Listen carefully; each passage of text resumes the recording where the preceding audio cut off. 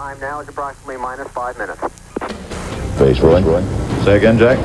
Right to you. You've got it. Oh, fine. Right. I've been busy listening to the flight. Everything's going very well. And let me give you some idea of what is about to happen here in just a few moments. As the 747 gets ready for the separation maneuver, it will go into a very shallow dive. And you may notice that the Enterprise in this model is sitting at a slight incline, about 6 degrees to be exact. That's planned. And at the time of separation, explosive bolts will be fired. Matter of fact, Fred Hayes will push a button, activating them.